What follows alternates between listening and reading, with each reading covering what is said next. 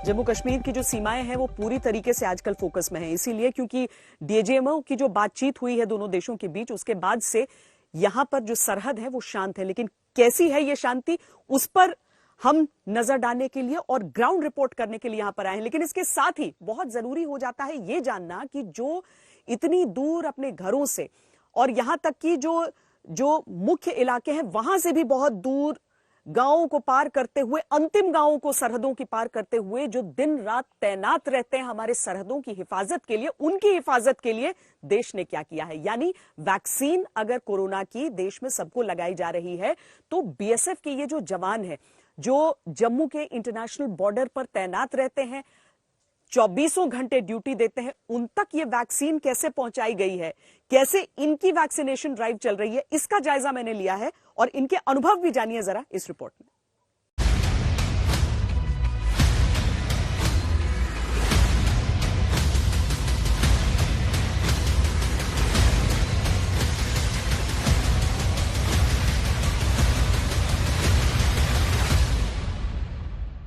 हमारे देश के वो जवान जो दिन रात दुश्मन के लिए वैक्सीन साबित होते हैं, उन जवानों की वैक्सीनेशन का इंतजाम कैसा है।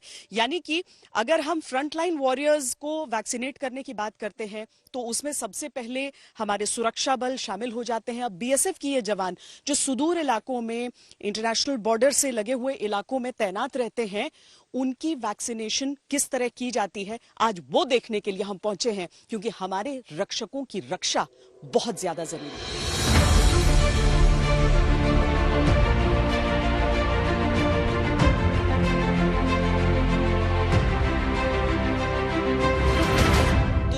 दूर दराज के इलाके, इंटरनेशनल बॉर्डर का पूरा इलाका, बीएसएफ के जवान यहां पर, लेकिन बहुत ही तेज रफ्तार से यहां पर वैक्सीनेशन हुआ है। और जो पहला डोज था सर, वो हम समझें कि लगभग सबको, चाहे उन्हें बीओपीज पे क्यों ना रहना हो, लेकिन आप लोगों ने ये व्यवस्था कर ली थी। बिल्कुल, हमने पहले ही यहाँ पर जो लोकल प्राइमरी हेल्थ सेंटर था, जो कि यहाँ से तकरीबन 3-4 किलोमीटर दूर प्रगवाल में सिचुएटेड है, वहाँ पर डॉक्टर से बात करी थी, तो उन्होंने यहाँ पर अपना एक विशेष कैंप लगाया था और 2 दिन वो लोग यहाँ पर आए थे। डेली 300 के लगभग, डेली 300 को यहाँ पर लगा है। और अब सेकंड डोज की बारी होगी कि अब सेकंड डोज, हाँ, सेकंड डोज 28 डेज के बाद ही जो नेक्स्ट डोज लगनी है वो लगेगी। उसके लिए सभी कार्मिकों के पास मैसेज आ गया है, उनके मोबाइल आ गया है यहाँ पर। और मैम यहाँ पर यानी कि सारी चीजें आप लोग इस बॉक्सेस में लेके, यानी जो सेंटर था वहां से आप इन आइसलाइन बॉक्सेस में लेकर? जी मैम। तो ये 72 घंटे तक रहता है? जी मैम। तो जिस रफ्तार से आप लोग कर रहे हैं वैक्सीनेशन यहाँ पर, उसके लिए काफी है? जी मैम।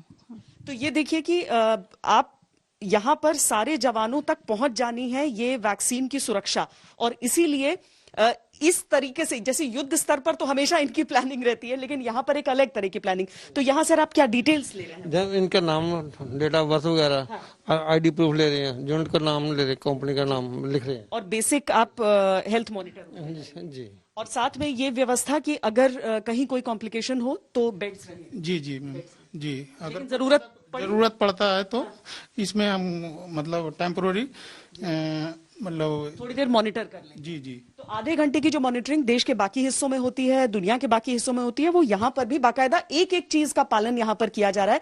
लेकिन फिटनेस ऐसी रहती है सर कि इसकी जरूरत नहीं पड़ती। बिल्कुल, आपने सही कहा। हमारे टोटल 780 लोगों को वैक्सीन लगा और उसमें किसी को भी कोई शिकायत नहीं रही। कुछ एक आध लोगों को थोड़ा सर दर्द का और पेट खराब की कंप्लेंट्स आए, तो वो यूनिट डॉक्टर ने उसको दवा दी और वो अगले दिन पूरी तरह से फिट हो गया। और वैक्सीन लगाने के साथ ड्यूटीज भी सबकी कायम रही। वैक्सीन लगते ही ड्यूटी। बिल्कुल, यहाँ पर बॉर्डर पे बिना ड्यूटी के आदमी रह ही नहीं सकता। है। और इसीलिए देखिए कि सरहदों की सुरक्षा करते हुए भी यहाँ पर एक व्यक्ति को वैक्सीन का उस चक्र की सुरक्षा मिले, उसे पूरी तरीके से निश्चित किया गया है। कैमरा पर्सन हितेश कुमार के साथ श्वेता सिंह, इंटरनेशनल बॉर्डर, आज तक।